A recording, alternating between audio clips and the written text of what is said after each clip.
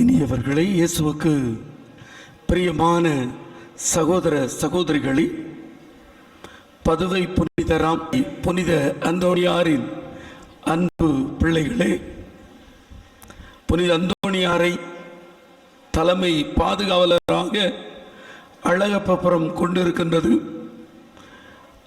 புனித அந்தோணியார் கோடி அற்புதர் உங்கள் ஒவ்வொருவருடைய வீட்டிலும் அற்புதங்களை செய்து கொண்டிருக்கிறார் என்பது உண்மை.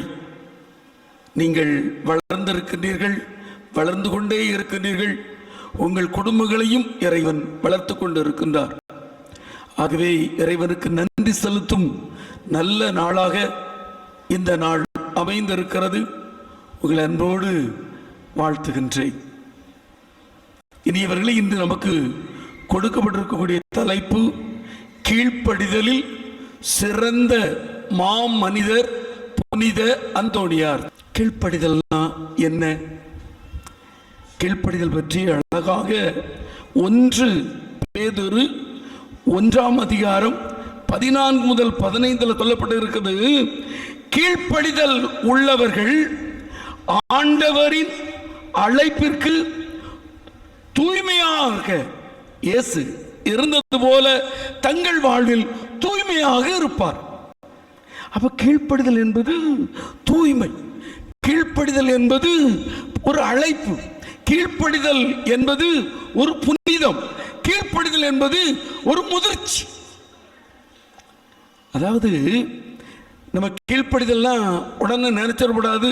காலில் விழுந்து கிடக்கிறது, அடி வருடி பதவிகளை பெற்றுக்கொள்வது, எல்லாருக்கும் பணிஞ்சு இருக்கிறது, அடிமையாக இருப்பது என்பது இல்லை. கீழ்ப்படிதல்லாம் அப்படி இல்லை. கீழ்ப்படிதல் என சொல்லும் பொழுது இது ஒரு புனிதம், ஒரு அழைப்பு, ஒரு தூய்மை.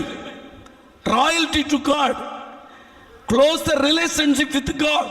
கடவுளோடு நல்ல உறவு, மனிதர்களோடு நல்ல உறவு, இதுதான் கீழ்ப்படிதல். கீழ்ப்படிதல் சொல்லும் பொழுது அந்த சூழலுக்கு தகுந்தபடி நடந்து கொள்வது ஒரு கீழ்ப்படிதல். இதில் அம்மா அப்பா கீழ்ப்படிஞ்சிடணும், இதில் மனைவி கீழ்ப்படிஞ்சிடணும், பெரியவர்கள் கீழ்ப்படிஞ்சிடணும், இது ஒரு பொதுவான இடம், நல்லபடியாக நடந்துடணும் என்ற பொது அறிவு ஞானம் யாருக்கு இருக்கிறதோ அவர்களெல்லாம் கீழ்ப்படிதல் உள்ளவர். அதான் கீழ்ப்படிதல். கீழ்ப்படிதல் இல்லைன்னா முரட்டுத்தனமா இருக்கிறது, எவன் சொல்றது என்ன கேட்கறது, பொது இடத்துல அநாகரிகமா நடந்து கொள்வது, எதையும் பற்றி எனக்கு கவலை இல்லை, நான் விருப்பப்படிதான் நடப்பேன் என்று இருப்பது கீழ்ப்படியாமை. அதனால தெளிவா தெரிந்து கொள்ளுங்க, கீழ்ப்படிதல் என்பது அடிமை அல்ல, கீழ்ப்படிதல் என்பது அமைந்து கிடப்பது அல்ல, கீழ்ப்படிதல் என்பது காலை தழுவுவது அல்ல, அடிமையாக இருப்பதல்ல.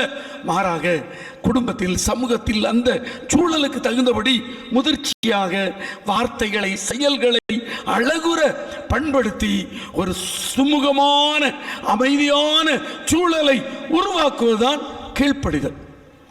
1960-70 கீழ்ப்படிதல்னா கல்லானாலும் கணவன் புல்லானாலும் புருஷன். இது 1960-70. 2000 கல்லானால் உளியாக செதுக்கிறது. அந்த கல்லை வச்சு எதுக்கு பிரயோஜனம்? என்ன உளி வச்சு செதுக்கிறோம். புல்லுன்னா அருகம்புல் சூப்பு கூட குடிக்கிறோம். 2000 அப்படி வந்துட்டு. 2019 COVID-19 மட்டும் இல்லை பார்த்துங்க, நம்ம எல்லாருக்குமே ஒரு சுதந்திரமாயிட்டு. 19க்கு அப்புறம் பார்த்தீங்கன்னா எந்த ஷார்ட்ஸ்லையாவது சொல்லுங்க, எந்த ஷார்ட்ஸ்லையாவது கணவனை பார்த்து வாங்க டேய் வாடா, நீங்கள் ஷார்ட்ஸ்லாம் பாருங்க, எந்த கணவனாவது மனைவியாவது வாங்க உட்காருங்க காஃபி, டே வாடா போமாடா 5000 ரூபா தாடா போடா வாடா, அதாவது கிடைக்குது. இன்னும் மகிழ்ச்சியாக இருக்க வேண்டிய சூழல் நீ தள்ள பிடிச்சோம். இதுதான் உண்மை, இதான் உண்மை. நீ ஃபாதர்ஸை பார்த்தா யாரு ஸ்தோத்திரம், ஹாய் ஃபாதர், அவ்வளோதான். அதான் அன்னைக்கு வாழ்க்கை. அது ஒரு வகையில் ஒரு வகையான கீழ்ப்படிதல். என்ன அப்படி நினச்சிக்கணும். என்ன நம்ம சாமி நேற்று எல்லாரும் பார்த்து நற்கர்மால முழங்கால் படி எடுக்கன்னு சொன்னாங்க. சாமி கூட இருந்தவங்க தான் இப்படி போட்டான், மற்றவெல்லாம் நிமிர்ந்து நின்னான். அவ்வளோதான். அழகுபுரத்தில் முதல்ல பார்த்தோன்னா ஒரு 10 வருஷத்துக்கு முன்னால் பார்த்தீங்கன்னா கோயில் முழுவதும் ஆட்கள் இருப்பாங்க, ரொம்ப அருமையாக இருப்பாங்க. இப்போ அது கொஞ்சம் குறைஞ்சிட்டு. என்ன இன்னைக்கு COVID-19க்கு அப்புறம் எல்லாமே மாறி போன ஒரு சூழல் இருக்கிறது. இந்த ஒரு சமயத்தில் ஒரு அருமையான தலைப்பு எடுத்து நம்ம சிந்திக்கிறோம் அப்படின்னா, அந்த கீழ்ப்படிதல் என்பது ஒரு பொதுவான ஒரு சமூகத்தில், குடும்பத்தில் எப்படி வாழ வேண்டும் என்ற ஒரு மனநிலை, ஒரு முதிர்ச்சி, ஒரு வார்த்தை, இவைகளெல்லாம் இருந்தால் அதுதான் கீழ்ப்படிதல். தெளிவாக தெரிந்து கொள்ளுங்கள். சில பேருக்கு கீழ்ப்படிதல் சுட்டுப்பட்டால் வராது. சில பேர் கவனிச்சு பார்த்திருக்கீங்களா? அப்படியே சும்மா மேம்பாக்கால ஒரு கூட்டம் இருக்கு, ஒரு பொது இடம் இருக்கு, அந்த இடத்துல எப்படி பேசணும், எப்படி நடக்கணும் தெரியாது. அது தவறு. அதுவும் ஒரு கீழ்ப்படிதல் இல்லாமை. ஆகவே நாம ஒரு முதிர்ச்சியை 4 பேர் மத்தியில் எப்படி நடக்க வேண்டும் என்பதை உருவாக்கிவிட்டால் நீங்கள் கீழ்ப்படிதல் உள்ளவர்கள். நான் ஒரு 3 நிலையில 5 நிமிஷம் பேசலாம் என்று நினைக்கிறேன். முதல் நிலை குடும்பத்தில் கீழ்ப்படிதல், 2வது நிலை பொது வாழ்வில் கீழ்ப்படிதல், 3வது கடவுளுக்கு கீழ்ப்படிதல். ஏன் 3வது கடவுள் கொண்டு போனேன் என்பதை நான் உங்களுக்கு சொல்லுவேன். முதல்ல குடும்பத்தில் ஒரு கீழ்ப்படிதல். அதுக்கு முன்னால் சில விஷயங்களை செய்யணும். பார்த்துங்க, எப்படின்னா குடும்பத்தில் கீழ்ப்படியாம ஜெவமாலையை உருட்டிட்டே அலையறிகள் வச்சுக்கலாம். அது உருட்டு, அது ஜெவமாலை இல்லை. நிறைய பேர் உருட்டிட்டே அலைவாங்க. அருள் இருந்த மாதிரியே வாழ்க, அது உருட்டு, அது ஜெவமாலை. சில பேர் வீடுகளை கவனிச்சு பார்த்தீங்கன்னா புருஷன்கிட்ட நல்லா இருக்க மாட்டாங்க, பொண்டாட்டிகிட்ட நல்லா இருக்க மாட்டாங்க, குடும்பத்தில் அம்மா அப்பா கவனிக்க மாட்டாங்க. ஆனால் சாமிகிட்ட அல்லது ஊரில் இந்தா 10,000 வச்சுக்க, இந்தா 1,00,000 வச்சுக்க, இது ஏமாத்து, பாவம். இன்னைக்கு இப்படிப்பட்ட ஒரு சூழல் இருக்க வேண்டிய அவசியம் இல்லை. எனக்கு 2 பேரை கண்டா கோபம் வரும். யார் தெரியுமா? இந்த பைக்கில் எல்லாம் போட்டிருப்பான் ஐ லவ் ஜீசஸ். பார்த்துருக்கீங்களா? உங்கள் வீடுகளையும் 1-2 வீட்டில் இருக்கும் ஐ லவ் ஜீசஸ் அப்படின்னு போட்டிருப்பான். அவன் போகிற பக்கத்தை பார்த்தா தெருவில் ஒரு போய் போக முடியாது. என்ன ஐ லவ் ஜீசஸ்? அப்போ நீ ஜீசஸை லவ் பண்ண நாங்கள் செத்து போகணுமோ? எவ்வளவு தவறு பாருங்க. ஐ லவ் ஜீசஸ் நீ போட்டால் என்ன அர்த்தம்? கீழ்ப்படுதல். ஆண்டவரை நேசிக்கிறேன், ஆண்டவருடைய பிள்ளையே அந்த பைக்கை ஓட்டுவேன். என்ன ஒன்று கூத்து, என் சமூகம், ஐயோ கடவுளை பாவி மக்கா, வண்டியில எல்லாம் பின்னால எழுதி போட்டிருக்காங்க என் சமூகம் உனக்கு முன்பாக செல்லும். ஒரு 10-15 சமூகத்தை அள்ளிட்டு போயிடுவோம். அவ்வளவு வேகமாக போறாங்க. எனக்கு 2-3 வண்டிகாரெல்லாம் கூப்பிட்டு வச்சு இதை அழிக்கிறியான்னு கேட்கணும் போல தோணும். அழியல. என் சமூகம் உனக்கு முன்பாக செல்லும். உனக்கு முன்னால் செத்து போடுமோ? அந்த வார்த்தை எழுதுறோமா? அப்போ அந்த வார்த்தை ஆண்டவருடைய பிள்ளைகள் முன்னால போறாங்க. இந்த உணர்வு தான் கீழ்ப்படிதல்.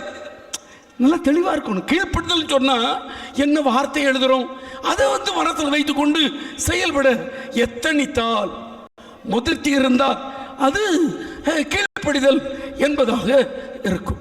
குடும்பத்தில் கீழ்ப்படிதல். அன்பானவர்களே, 1 பேதுரு 3:5 உங்கள் கணவருக்கு கீழ்ப்படியுங்கள்.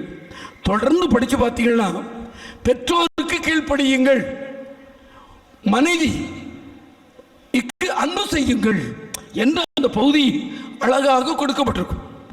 கீழ்ப்படிதல் குடும்பத்தில் கீழ்ப்படிதல் தான் ஒரு புனிதம், கீழ்ப்படிதல் தான் ஒரு ஆசீர்வாதம். அந்த குடும்பம்னா கீழ்ப்படிதல் இருக்கணும். அம்மா அப்பா கீழ்ப்படிவாங்க, கணவன் மனைவி புரிந்து கொள்வாங்க, கீழ்ப்படிவாங்க, பிள்ளைகள் நல்லா இருப்பாங்க. நீ அந்த குடும்பங்களை பாருங்க, அழகா இருக்கும். அந்த குடும்பத்தில் உள்ள முகம் கலையா இருக்கும், மகிழ்ச்சியா இருக்கும். சில பேர் கீழ்ப்படிய மாட்டாப்ப, அம்மா கீழ்ப்படிய மாட்டான், அப்பா கீழ்ப்படிய மாட்டாங்க, கணவனு கீழ்ப்படிய மாட்டாங்க. அவன் நல்ல லிப்ஸ்டிக் போட்டுட்டு, இல்லை ஒரு ஆப் பேண்ட் போட்டுக்கிட்டு, இல்லைன்னா அந்த என்ன சன்னல் சட்டை. யாராவது உங்க சன்னல் சட்டையை நீங்க பார்த்துருப்பீங்களா? யாராவது சொல்லுங்க, நீங்க போட்டிருக்க சன்னல் சட்டையை நீங்க பார்த்தேன்னு சொல்லுங்க. சாமிகிட்ட 1,00,000 வாங்கித்தாரு, சாமி கொடுத்துருவோம். சன்னல் சட்டை யாராவது நீங்க போட சன்னல் சட்டை, அப்ப அடுத்தவங்க போடணும், அடுத்தவங்க பார்க்கணுங்கிறது தானே. எவ்வளவு கேவலம், எவ்வளவு கேவலம். ஆனா அந்த குடும்பத்தில் பார்த்தீங்கன்னா கீழ்ப்படிதல் இருக்கு. அம்மா சொல்லுவாங்க, பார்த்து ட்ரெஸ் போட்டுட்டு போ, பார்க்க முடியாதானே போட்டிருக்கேன். அது இல்லை.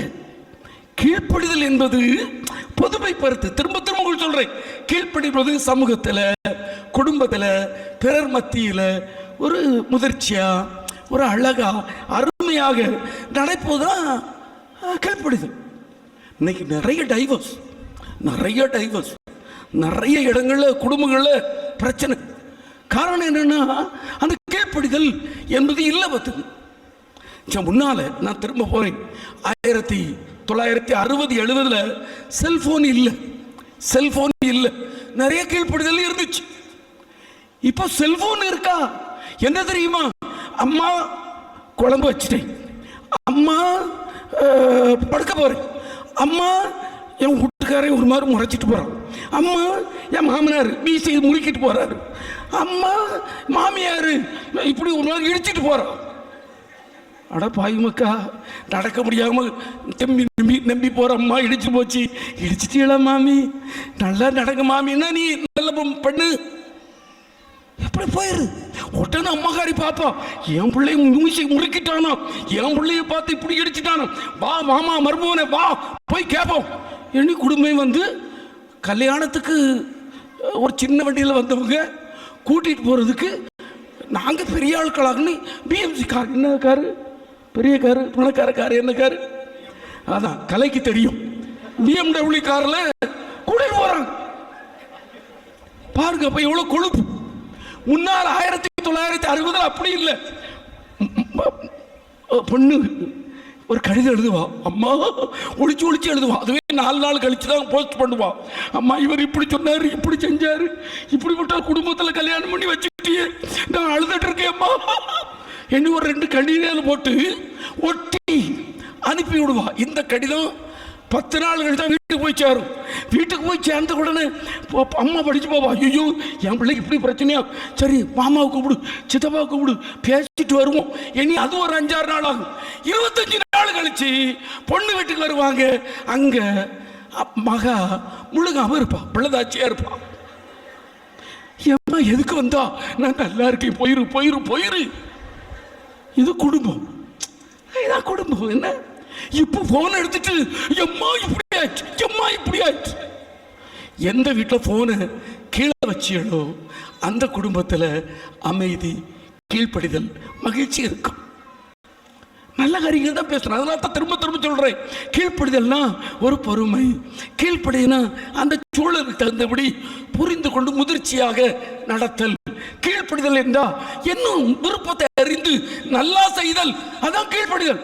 கீழ்ப்படிதல்னா என்ன? நான் அவரு கீழ்ப்படிவனும், அந்த வார்த்தை கீழ்ப்படிவனும், அவரு தண்ணி எடுத்துருவானோ எட்டு வருவானோ, அப்படி இல்லை. சரி, இதில் ஒரு பெரியவர் தண்ணி எடுத்து கொடுப்போம், இதில் மனைவி முடியாமல் இருக்கு, நாம உதவி செய்வோம். இதுதான் அந்தோணியார் மாமனிதர்.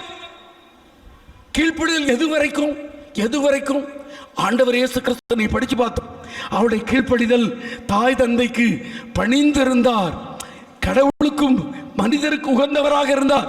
ஆண்டவர் இயேசு கிறிஸ்து சிலுவை சாவு வரை தந்தைக்கு கீழ்ப்படிதல் உள்ளவராக இருந்தார். அன்னை மரியாள் இறுதி வரை கீழ்ப்படிதல் உள்ளவராக இருந்தார். நமது பாதுகாவலர் புனித அந்தோணியார் மாமனிதர் கீழ்ப்படிதல் உள்ளவராக இறுதி வரை இருந்தார். 34 வயசுல கூட சாகும்போது மகிழ்ச்சியோடு செத்து போனார். நம்ம கீழ்ப்படிதல் எப்படி தெரியுமில்ல? வீட்டில் மகா சொல்லுவா, இல்லை பையன் சொல்லுவான், கல்யாணம் முடிகிற வரைக்கும் அப்படியே வீட்டில் அடங்கி இருந்துருவை. அப்போ நிச்சயதார்த்தம் முடிஞ்ச உடனே அவன் பேசுவான். அவன் பேச முடிஞ்ச உடனே தாலி கட்டுற வரைக்கும் உன்கிட்ட கீழ்ப்படுதலாக இருக்கிற, அப்புறம் நீ பாரு என் வேடிக்கை அப்படின்பா. சில வீடுகளை பார்த்தீங்கன்னா ஒரு பிள்ளை வைக்கிற வரைக்கும் நான் கீழ்ப்படுதலாக இருக்கிறேன், அதுக்கப்புறம் பாரு. நிறைய வீட்டில் நடக்கு, பிள்ளை வைத்த உடனே பிள்ளை நீ தூக்காத, மாமியார் நீ தூக்காத, என்ன இருக்கு? அவன் பையன் உடனே சொல்ல, நீ ஒரு பிள்ளை பத்துட்டால, நீ படிஞ்சான கிடக்கணும். இருக்கு, நிறைய இருக்கு. அன்பானவர்களே, சில வீட்டில் பார்த்தீங்கன்னா மாமனார் மாமியார் சொத்து எழுதி தர்ற வரைக்கும் கீழ்ப்படுத்தும். இங்க இருக்க கூட மாமனார் மாமியாருக்கு அன்போடு சொல்லுகிறேன், நீங்க சாவர வரைக்கும் சொத்துக்களை பிள்ளைகளுக்கு எழுதி கொடுக்காதுங்க, கொடுத்துறாதுங்க. தெருவில் அனுப்பி அந்தோணியார் கோயில் முன்னாலோட 2-3 படுப்பிய உண்மையா சொல்றேன். எழுதி கொடுக்காதுங்க. பிள்ளைகளை படிக்க வைங்க, பிள்ளைகளுக்கு நல்ல வாய்ப்பு கொடுங்க, நல்ல வேலை வாய்ப்பு கொடுங்க. வெண்டியா அலைகிறானா தீனி போடுங்க, எழுதி கொடுத்துறாதுங்க. உண்மையா சொல்றேன். அதே போல சில பிள்ளைகள் சொல்லும், இது ஏன் பைக், ஏன் காரு, எங்க வீடு வேலை, இது நான் சம்பாதிச்சதுல, என் வீட்டில் நீ இருக்கால, நீ சம்பாதிச்சு பைக் வாங்கு சொல்லி பாருங்க, உன் பிள்ளைகள் கீழ்ப்படிவாங்க. நீ வீடு கட்டல, நீ நல்லா இரு, அப்போ உன் வீடுன்னு சொல்ல. இதான் பிள்ளைகளை வளர்க்கிற முறை பார்த்துங்க. நம்ம சின்ன பிள்ளையிலேயே, நான் முந்தானத்து நேற்று தான் காரை நம்ம பூசைக்கு வந்துட்டு இருக்கிறேன். ஒரு 5 வயசு பிள்ளையா இருக்கும்னு நினைக்கிறேன். 5 வயசு பிள்ளை, பொம்பளை பிள்ளை, பைக்கை ஓட்டுது, பின்னால் பங்காரே செல்லுன்னு இருக்கான். அதுக்குரிய வளர்ச்சியில இணைந்திருக்கணும்ல. அதான கீழ்ப்படிதல், அதான கீழ்ப்படிதல். உங்க பிள்ளைகள் திறமையா இருக்கட்டு, வளமையா இருக்கட்டு, அந்த பிள்ளைகளுக்கு தகுந்த ஒரு கீழ்ப்படிதலை, ட்ரைனிங், பயிற்சி கொடுக்கணும். அதை தானே புனித அந்தோணியாருக்கு அவங்க அம்மா அப்பா மார்ட்டின் எல்லாம் கொடுத்தாங்க. பயிற்சி கொடுக்கணும். இது இப்பதான், இது படிக்கிற காலம், இது கீழ்ப்படுகிற காலம், இது பொதுவாக நீ பேசுற காலம். எந்த வீட்டில் சொன்னீங்க? அந்த மாணவர்களை அப்படிப்பட்ட ஒரு கீழ்ப்படிதலை கொடுத்தோம் என்றால்தான் நன்றாக இருக்கும். எபிரேயர் 5:22 பார்க்கின்றோம், ஆண்டவர் இயேசு கிறிஸ்து கடவுளுக்கு கீழ்ப்படிந்தது போல உங்கள் வாழ்க்கையும் கீழ்ப்படிதல் உள்ளதாக இருக்கட்டும். திரும்ப திரும்ப சொன்ன கீழ்ப்படிதல் அடிமையா இருங்க அப்படிலாம் சொல்லல. மாறாக பொது அறிவு கொண்டு சூழலுக்கு தகுந்தபடி குடும்பத்தில் எப்படி கீழ்ப்படிதலாக இருக்க வேண்டும் என்பதை மாமனிதரிடமிருந்து கற்றுக்கொள்ளுங்கள், இயேசுவிடமிருந்து கற்றுக்கொள்ளுங்கள், அன்னை மரியாளிடமிருந்து கற்றுக்கொள்ளுங்கள். அதுதான் முதிர்ச்சி, அதுதான் கீழ்ப்படிதல். அவர்கள்தான் சமூகத்திற்கு தேவை. இன்னைக்கு உங்க குடும்பங்கள்ல நல்ல ஒரு அமைதியான வாழ்க்கை இருக்க வேண்டுமா? ஒரு பொது அறிவோடு, சரி இது பெரியவர், இவங்க இப்படிப்பட்டவங்க, இவங்க இந்த குணம் இருக்கு, அதை புரிந்து கொண்டு போகிறேன் என்று சொன்னால் உங்கள் வாழ்க்கை சிறந்திருக்கும். இரண்டாவது கீழ்ப்படிதல், அழகாக அதுக்கு முன்னால ஒரு நல்ல வார்த்தை மனத்தில் பதிய வைத்துக் கொள்ளுங்க. தந்தையிடம் பணிந்து போ, தந்தையிடம் கீழ்ப்படி, உனக்கு பாதுகாப்பு கிடைக்கும். தந்தைக்கு கீழ்ப்படி, உனக்கு பாதுகாப்பு கிடைக்கும். தாயிடம் கீழ்ப்படிந்து போ, உனக்கு அரவணைப்பு கிடைக்கும். கணவனிடம் கீழ்ப்படிந்து போ, உனக்கு உலகம் தெரிய வரும். மனைவியிடம் கீழ்ப்படிந்து போ, உனக்கு உன் வாழ்க்கை ருசிக்க ஆரம்பிக்கும். பிள்ளைகளிடம் கீழ்ப்படிந்து போ, உன் வாழ்வை நீ அனுபவிப்பாய். அதான் வாழ்க்கை, அதான் வாழ்க்கை. ஆனால் கீழ்ப்படிதல் என்பது ஒரு தவறு அல்ல. இன்னைக்கு என்னமோ கீழ்ப்படிதல்னா எது கீழ்ப்படியணும், ஏன்ட்ட திமிரு அந்த இல்லை. அது திமிரு, அது ஊர் மாடு. ஊர் மாடு தான் திமிரு பிடிச்சி அலையும். கோவில் மாடு கூட திமிரு பிடிச்சி அலையுது. நாம வீட்டு மாடு. வீடுகளில் நல்ல பண்போடு வளர்க்கப்பட வேண்டும். பெற்றோர்கள் தயவு செய்து கவனமாக எடுத்துக்கொண்டு உங்கள் குடும்பத்தில் கீழ்ப்படிதலை வளருங்கள், ட்ரைனிங், பயிற்சி கொடுங்கள். அதுதான் சமூகத்திலே உங்கள் பிள்ளைகள் சிறப்பாக இருக்க உதவி செய்யும். இது குடும்பத்தில். ரெண்டாவது, பொது வாழ்வில் கீழ்ப்படிதல் மிக அவசியம். பொது வாழ்வில் அழகாக 1 பேதுரு 2:14-18 சொல்லுகிறது, உங்கள் அதிகாரிகளுக்கு பணியாளர்களே கீழ்ப்படியுங்கள். எனக்கு என்ன பிரச்சனை தெரியுமா? நம்ம ஆளு வெளிநாட்டில் வேலை பார்ப்பான். அழகுப்பபுரம், கள்ளிக்குளம், வடக்கன்குளம், துறைக்குடியிருப்பு, இந்த மக்கள்லாம் வெளிநாட்டில் வேலை பார்ப்பாங்க. வெளிநாட்டில் அரபிகளுக்கு, எல்லாம் ஐரோப்பிய மக்களுக்கு அடே சரி, அங்கே எழுத்து நிற்க மாட்டான். எழுத்து நின்னாதான் வெட்டி விடுவான்னு. யோசித்து பாருங்க. ஆள் பார்த்தல அங்கே கீழ்ப்படுகிறிய, உங்களுக்கு கீழ்ப்படி புத்தி இல்லாமல் இல்லை. ஆனால் இந்தியாவுக்கு வந்துட்டே வச்சுக்கலாம், அழகுபுரத்து வந்து வச்சுக்கலாம், இல்லை ரவுடி நீனு மதிப்பு இருக்காது. அதான் சொல்றல, 2000 முன்னால வரைக்கும் என்ன இருந்துச்சு? ஒருத்தர் ரவுடி மாதிரி ஊடி சத்தம் போட்டா ரவுடிடன். இன்றைக்கு போடா பிஸ்கோத்து அப்படின்னு போயிருவோம். எவனும் ரவுடி மாதிரி ஊரில் அது இப்படி இப்படி அலைஞ்சிக்கல வச்சுக்கலாம், எனக்கு தான் தெரியும், எனக்கு தான் வீரம் இருக்கு, சென்னையில் அரைஞ்சிருவேன்னு சொல்லி வச்சுக்கலாம், நீ உள்ள கிடப்பா. அதெல்லாம் கிடையாது. இப்போல்லாம் அது முதிர்ச்சி இல்லை. இப்போல்லாம் யாரை எதிர்த்து சண்டை போடுறது, தெரு சண்டை போடுறது, இதெல்லாம் தெரு நாய்கள், நாய் புத்தி. இப்போ என்ன தெரியுமா, ஹலோ நல்லா இருக்கீங்களா, இதுதான் உறவு. நமக்கு ஒருத்தருடைய கருத்தை பிடிக்கலையா, ரைட் போயிடுவோம். ஒரு காலத்தால் கருத்து பிடிக்கலாம் அவனை வெட்டி கிடந்தோம். இப்போ யாரெல்லாம் வெட்டி கிடக்கிறான்னு பாருங்க. நீ நியூஸ் எடுத்து படிச்சு பாருங்க. அறிவில்லாதவை, படிக்காதவை, தெருவில் கிடக்கிறவை, குடியாரை அல்லது யாரு கஞ்சா போடுறவை, இவன் தான் சண்டை போட்டு வெட்டி போட்டு கிடக்கிறான். மற்ற எல்லாருமே பார்த்தா தம்பி வணக்கம், நல்லா இருக்கேடா தம்பி, அழகு. இதுதான் பொது வாழ்க்கையில். அதைத்தான் 2000 வருஷத்துக்கு முன்னாலேயே ஒன்று பேதுரு அழகாக சொல்கிறார், பணியாளர்களே உங்கள் அதிகாரிகளுக்கு கீழ்ப்படியுங்கள். இன்னொரு வார்த்தை வருது, முரட்டுத்தனமாக. நான் சத்தமா சொல்றேன், நீ சத்தமா பேசுறேன்னு நினைச்சிடாதீங்க. முரட்டுத்தனமாக உங்கள் அதிகாரிகள் இருந்தாலும் கீழ்ப்படியுங்கள். படிச்சு பாருங்க, எவ்வளவு அருமையா இருக்கு. கீழ்ப்படியுங்கள். அதுபோல உங்கள் வேலைக்காரர்களுக்கு கீழ்ப்படியுங்கள். ஐயா வேலைக்காரன் தானே, அவருக்கு ஏன் கீழ்ப்படியணும்? கீழ்ப்படியணும். இன்னைக்கு நம்ம வீட்டை விட்டுட்டு பாதுகாப்புக்கு அவங்க வேலைக்காரர்கள், நம்ம தோட்டங்கள் எல்லாத்தையும் பாதுகாக்கிற அவங்களுக்கு கீழ்ப்படியணும். கீழ்ப்படிந்தால்தான் உங்கள் வாழ்க்கை அமைதியா இருக்கும். என்கிட்ட வேலை பார்க்கறான், ஒரு காலத்தில் வேலை பார்த்தவனுக்கெல்லாம் பார்த்தா வேலைக்காரான்னு சொன்னோம். இப்போ வேலைக்காரனா போகலன்ட்டு அடுத்தவனுடைய வேலைக்கு போயிடுவான். கவனமா இருங்க. ஏன்னா வேலைக்கு ஆளே இல்லை. இல்லைன்னா ஹிந்தி பேசுறவனை கூப்பிடணும். எல்லா ஹோட்டல் எல்லா இடங்களும் ஹிந்தி பேசுறவன் தான். தமிழ்நாட்டுக்காரன் ஒருத்தர் வேலைக்கு போக தயாரா இல்லை. உங்களை விட அவன் நல்லவை, பெரிய பணக்காரன். தெரிந்து கொள்ளுங்க. இன்னைக்கு நம்மளை விட எல்லாரும் வசதியா இருக்கிறான், எல்லாம் படிச்சிருக்கிறான், எல்லாம் பெரிய ஆளா இருக்கிறான்.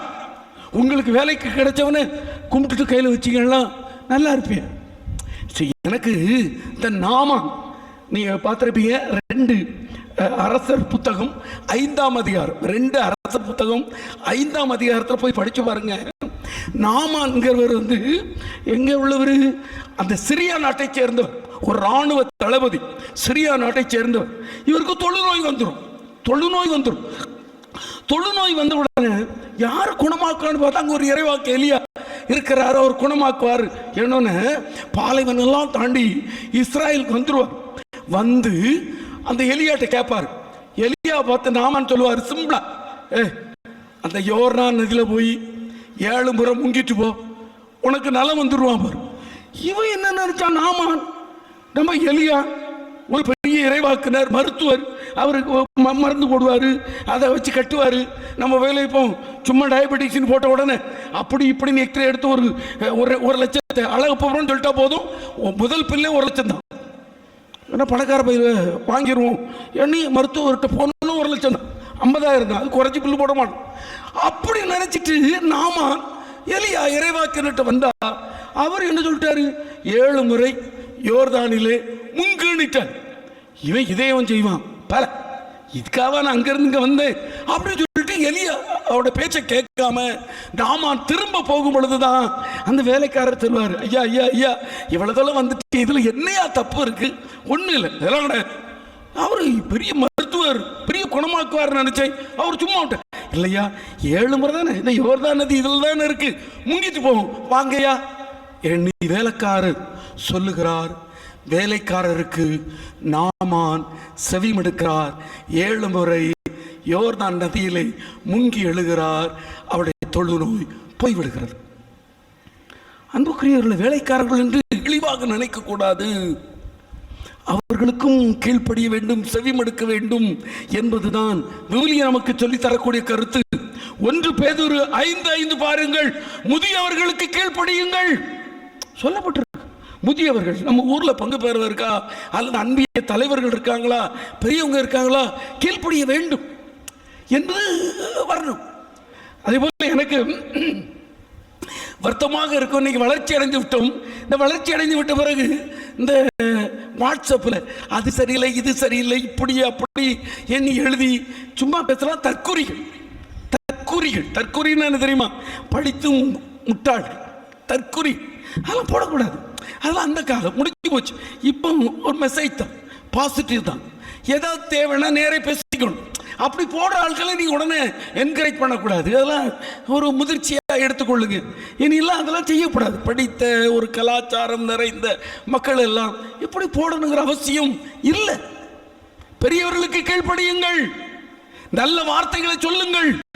இது இறைவன் தரக்கூடிய இரண்டாவது கீழ்ப்படிதல். முதலில் குடும்பத்தில் கீழ்ப்படிதல், இரண்டாவது பிறருக்கு கீழ்ப்படிதல், மூணாவது ஆண்டவருக்கு கீழ்ப்படிதல். ஏன் ஆண்டவருக்கு கீழ்ப்படிதல் மூன்றாவது கொண்டு வந்தேன்? ஆண்டவர் நம்மை இந்த உலகத்தில், இந்த உலக குடும்பத்தில், இந்த உலக சமூகத்தில் வாழ்ந்து கீழ்ப்படிந்தால்தான் என் வார்த்தைக்கு நீ செவிமடுக்கிறாய். நீ படித்த பகுதியை பார்த்தீங்கன்னு சொன்னா, ஆண்டவர் இயேசு கிறிஸ்து பெற்றோருக்கு பணிந்திருந்தார். கடவுள் பெற்றோருக்கு பணிந்திருந்தார். கடவுளுக்கும் மனிதருக்கும் உகந்தவராயிருந்தார்.